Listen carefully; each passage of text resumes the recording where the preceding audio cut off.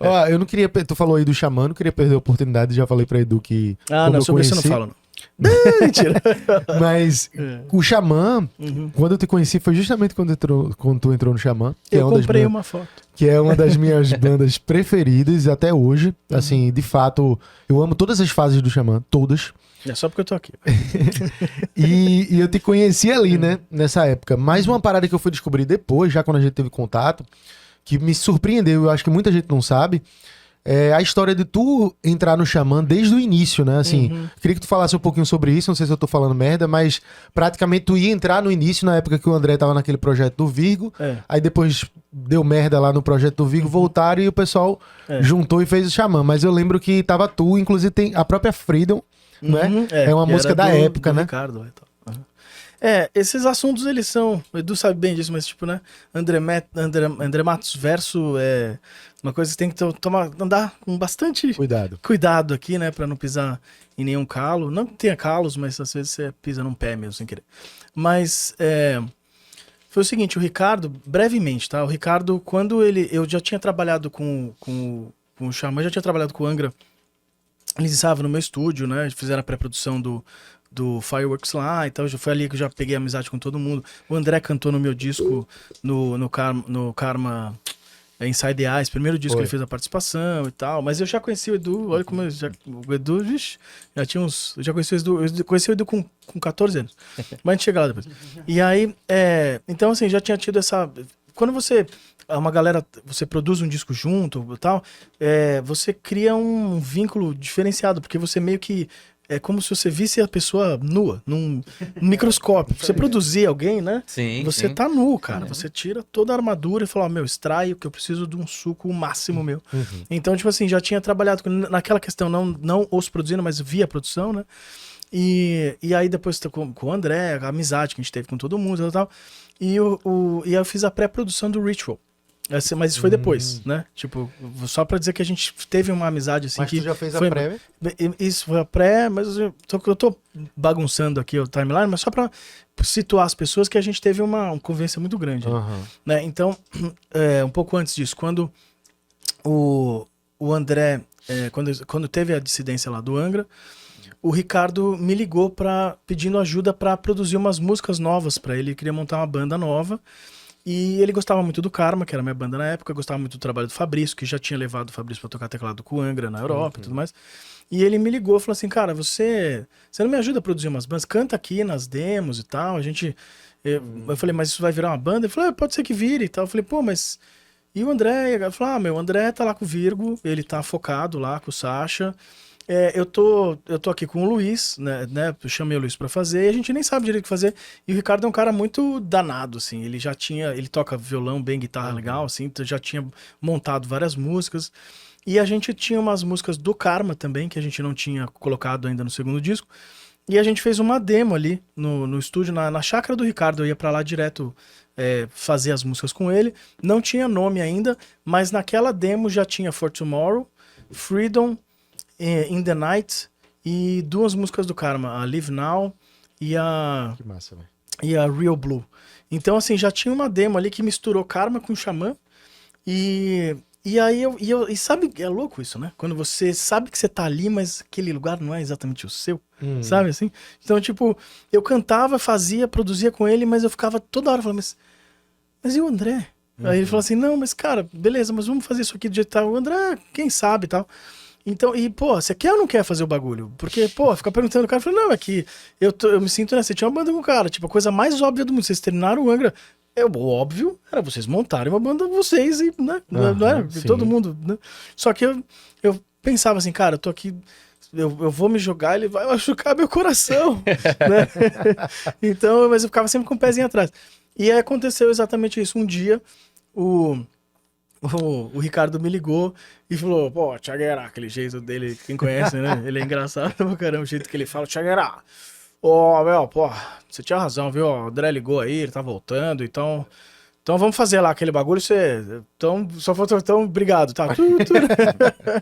Eu falei, não, mas que bom, cara, porque eu sentia que era isso mesmo e tal, mas aí no fim ele me ligou, tipo, uma semana seguinte, falou, Tchaguera, Então, eu falei, pô, vai falar que não, né, não deu certo, você quer que eu volte? Eu falei, não, cara, que é o seguinte, vem me ajudar a produzir, que a gente vai fazer uma banda mesmo e tal, e aí rolou a produção do Ritual, lá no meu estúdio, com o André, com o Ricardo, e, massa, pô, a época eu vi o Luiz dando o nome do Xamã, eles querendo chamar o Hugo, o próprio Luiz não queria tanto, sabe? Eu já vi Tipo, ele falar disso. então, tipo, aquilo tudo aconteceu no meu estúdio, comigo lá do lado, massa, e pra velho. mim foi uma emoção grande, porque eu, sei lá, vocês me conhecem, eu quero ver todo mundo feliz, cara. E, tipo, me parecia muito que eles tinham que fazer aquilo.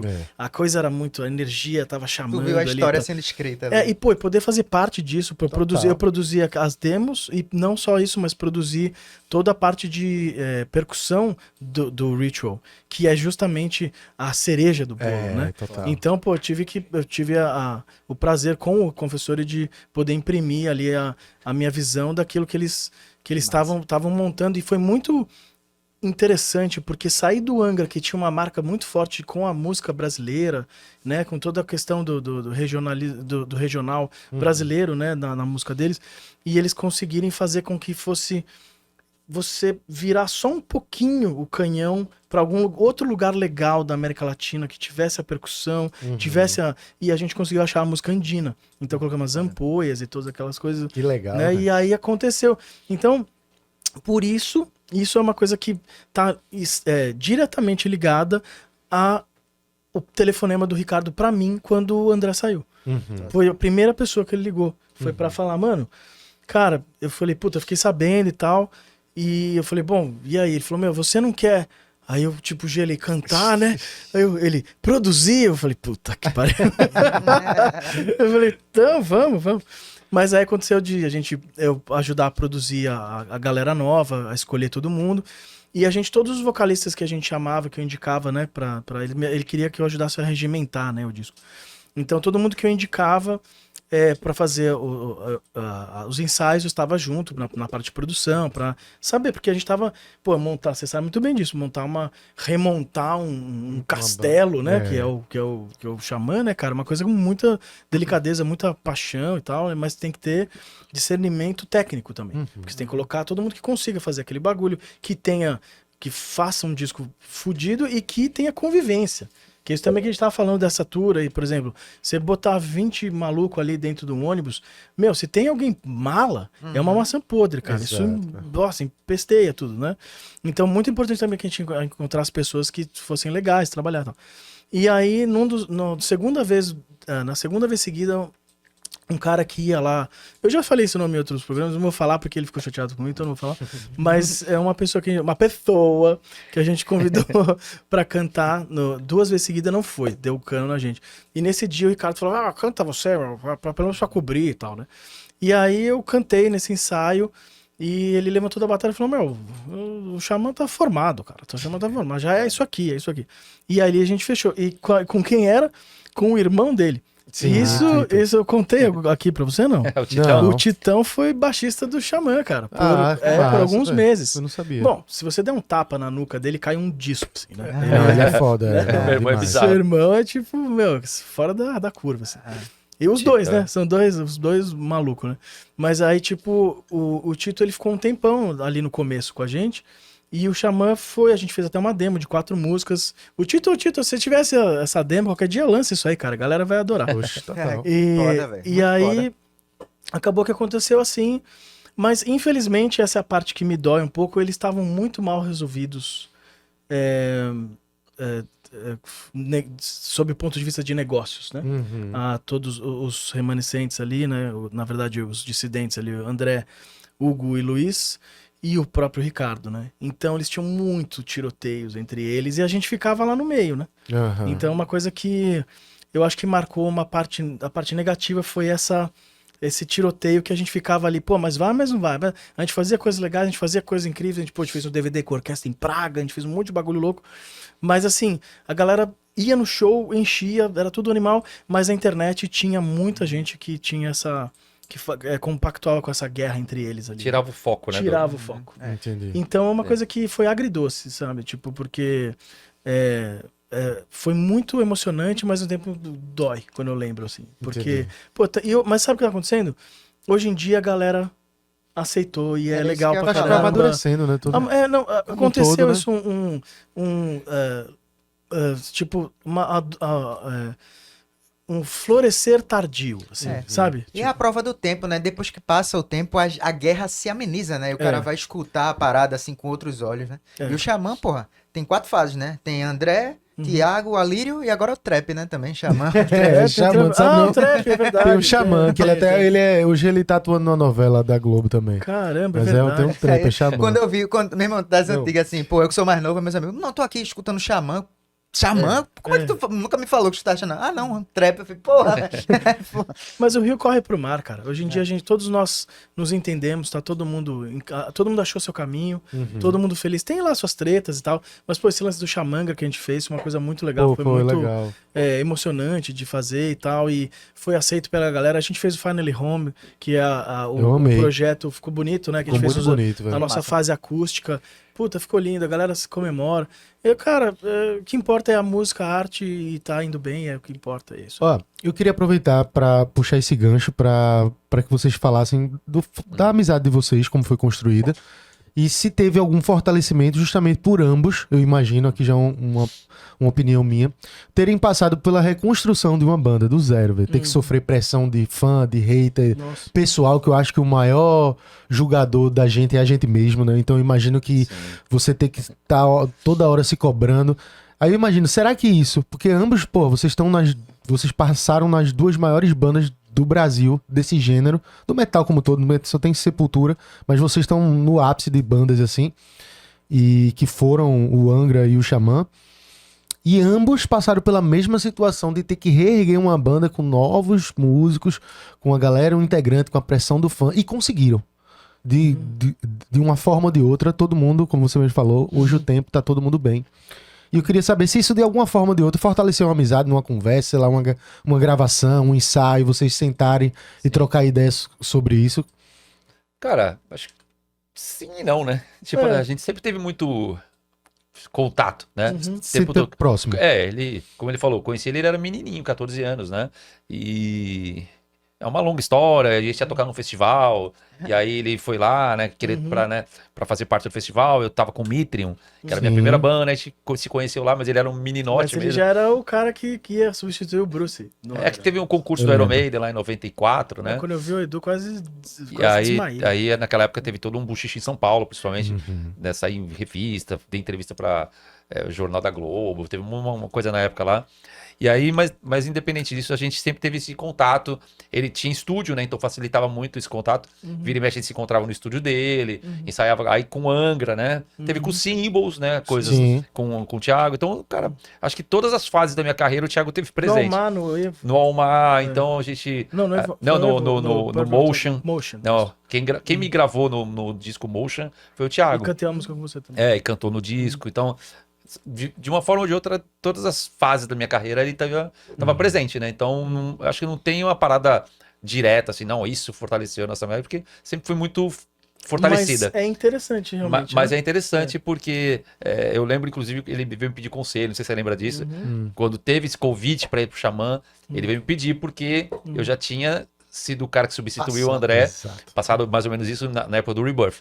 Aí eu falei, cara, eu acho que você tem que ir abraçar, vai pra cima, porque, cara, é tipo, independente do resultado, é uma vitrine foda, né? O Xamã, uma banda Com grande, certeza. e encara tal, e aí ele, putz, então, não sei, tá bom, então eu vou ver e tal. E aí foi, né, e gravaram o disco, tudo. Cara, eu quero só te interromper pra contar uma coisa interessante dessa. Só lembrei, quando você falava, foi passando um filme na minha cabeça. Mas, tipo, eu quero deixar isso bem documentado, que é uma coisa muito legal. Cara, essa simplicidade sua, assim, desde sempre, isso é incrível, cara. Tipo, duas pessoas na minha vida que eu liguei, assim, tipo, aquela época de telefone fixo, que você esperava um horário do almoço, pra atrapalhar mesmo, que é a única pessoa que você sabia que a pessoa tá em casa e tal. E aí, a gente foi esse festival que ia ter, que era lá do Maxud Plaza, uma coisa maluca Sim. lá. É uma história longa, mas interessante pra caramba, que o festival, ele acabou quase não aconteceu, né? Aconteceu só um pedacinho, por causa do Maluf, que não deixou colocar tábua lá, umas loucuras lá. Que era no Pacaembu o negócio. E aí eu liguei pro Edu, ele me deu o telefone dele quando a gente foi lá no saguão do hotel, porque foi todo mundo protestar, você lembra disso? E Foi teve uma assim, reunião, teve né? uma reunião, com o dono do porque a gente festival, e falaram que não ia ter mais, porque não deixaram ter no Pacaembu, então foi todo mundo lá, todos os metaleiros naquele saguão, foi uma coisa interessante. E aí eu vi o Edu e falei, Edu, cara, você é do Mitre, não é? Tipo, mano, cara, você, não sei o quê. Aí, posso um dia te ligar pra perguntar sobre coisas? Eu canto também e tal. Mano, o cara me deu o telefone dele. Isso naquela época era muito X, cara. O telefone na sua casa é um bagulho mais sagrado. Hoje em dia, o seu WhatsApp, você tatua ali na bunda, né? Tipo, foda-se. Agora, cara, naquela época, você dá o telefone da sua casa pra um moleque qualquer que... Sei lá, eu acho que... 32778939. Eita, Acho que eu lembro o número, acho que esse... Então, e esse lance, a conexão, eu acho que isso... acho que não sei, né? Por minha mãe cantar, meu pai batera, tipo, essa coisa da arte permear a minha vida, assim, eu acredito muito em energia e na energia artística. Eu acho que as energias vão se atraindo e se conectando e tal. Eu acredito muito que rolou uma conexão ali. Porque pro Sim. cara, é como a interpretação dele, mesmo que inconsciente ou subconsciente, no subconsciente de tipo, cara, você vai ter uma história com esse moleque. Então, abre essa porta, porque é por aqui mesmo. Sim. Sabe? E ele deu. Eu liguei pra ele depois. Eu falei, Edu! E tipo, ele. Oi. Falei, eu sou o Thiago, lembre? Não. Falei, pô, Thiago, ah, meu, e aí? Cara, a gente ficou um maior tempo no telefone. Eu não lembro das músicas que a gente falou, mas, tipo assim, provavelmente era eu falando um monte e ele em silêncio. Mas assim, pô, o cara me deu aquela atenção, cara, que só alguém muito relacionado, conectado à sua arte, à sua intuição, que é a coisa mais importante do ser humano, tipo, pra saber que isso ia acontecer. E, cara, muitas vezes eu ia lá na loja que você trabalhava. Sim, Tudo que eu sim. fazia, eu ia lá pra te mostrar e tal. Ele ouvia, todo paciente. Mó, cara, Sim. por isso eu falei, meu padrinho, cara, meu padrinho. Massa, né? Tipo, Mas que eu o louco é que teve isso, eu não sabia como ele cantava, né? Ele não muito, sabia fazer exatamente, ideia. Ele tinha 14 anos, cara. O cara era um adolescente, né? E aí depois o cara virou um puta cantor, né? Foda, cantando pra caralho. Então, pra mim, como eu sou cantor, né? Então, teve uma conexão assim. E eu tive a sorte de ter esse contato com ele de pequenininho, né? E ele ter virado um puta artista, né, mano? É muito louco, né? E aí a gente continuou, porque ele poderia ter virado, sei lá, engenheiro, né? Alguma outra coisa. louco, E aí acho que ia ter um distanciamento, né? Dificilmente a gente ia se encontrar. Mas como ele é do meio da música, a gente acabou se encontrando o tempo todo. O cara virou um puta produtor, que fez os estúdios foda, não sei o que lá. Músico, compositor, aí, cara, a gente acabou se cruzando o tempo todo, todas as fases, né? E que foi Mitre, Simbos, Almar, no Angra, ele gravou o disco, né, do Aurora, né? A gente fez o Aurora com ele no estúdio dele. Ou seja, o tempo meio que tudo assim, né, que eu fiz, a gente foi fazendo junto. Aí teve, eu não lembro se a gente fez alguma coisa do The Glory of the Sacred Truth, que foi meu primeiro EP. Não, a gente fez o A gente foi do DVD, né? Aí teve o DVD, Orquestra. o Temple of Shadows in Concert. Ele tava no meio da produção toda lá, entendeu? Aí finalmente os ensaios da orquestra lá no estúdio dele, tudo aquela coisa. E aí o Vera Cruz. Então, assim, foi uma das coisas mais legais, desculpa, uma das coisas mais legais que eu fiz na minha vida foi o Vera Cruz. O Vera Cruz é muito bom. Meu, né? não, é tipo, os caras lá em casa, no meu estúdio, né? Passaram um tempão lá. Parecia, eu falei isso várias vezes, né? Tipo, nos documentários e tal. Parecia colônia de férias, assim. E aí, no meio daquilo, tava sendo um disco, sabe? Pô, a gente foi pro Rio lá gravar, lá Lembra, com cara? o Liminha, Com o Liminha. a bateria. Puta, foi muito legal. Produtor. Várias- Não, e ele chega, tem umas histórias engraçadas que a galera da MPB, eles têm um know-how foda pra aquilo, né, tal. A gente foi gravar heavy metal no estúdio do Liminha, que eu acho que foi a primeira vez, né? Foi O Liminha é o produtor, vocês conhecem. O cara É só o Liminha. ele fez tudo do Brasil que você pode Liminha imaginar. produziu o primeiro disco do Nação Zumbi, só lembrando. É, Dá mal caos. Anos 80, assim, o cara dominou tudo. Enfim, o cara fez disco de todo mundo foda, assim. Titãs, não sei, Marina, tudo. E aí, beleza. Só que os caras gravam um som que não tem muita guitarra, não tem muito peso, não tem kick no bumbo, é outro universo, né? E o Thiago, ele know-how pra caramba, a gente levou ele pra gravar a gente no estúdio do Liminha. Entendi. Aí o Thiago chegou lá, tal, e, pô, aquela parafernália, né? Torres e torres de equipamento, e aquele reverb maluco que era uma máquina, é uma máquina antiga que faz o reverb, não é plugin, Ele né? tá no meio de uma Caralho. cama mesmo, ficar uma cama. Caralho. É gigantesco o negócio. E aí o Thiago, eu quero usar isso. Aí os caras foram mexendo e tudo. Aí eu lembro, cara, o Thiago chegou, tipo, mano, tipo, estuprando a mesa, assim. Lembra disso? Aí o Thiago, peraí. Aí os caras meio, tipo, calma. Pô, aí o bumbo vai aquele bumbo pressão, né? Mó kick, então ali. Cara, os caras, tipo. Meu Deus. No means no. A mesa chorando, assim, tipo. Porque a mesa tava acostumada, né, com pô, sons mais leves e tal. Caraca, o Thiago. Aí chegou lá, fez um puta som de batera, mano. O Liminho ficou louco, lembra? Eu vi lá, ficou maluco. Aí ele falou, cara, o que você fez aí? O que você fez no estúdio, cara? Mas ele. Sabe quando o cara enfia a mão? Cara, não era dele o equipamento, né? Mas ele conhece os equipamentos. Então... Mas eu achei engraçado, porque ele não chegou, tipo, tímido, entendeu? Ele, posso mexer aqui? Ele já chegou, tipo...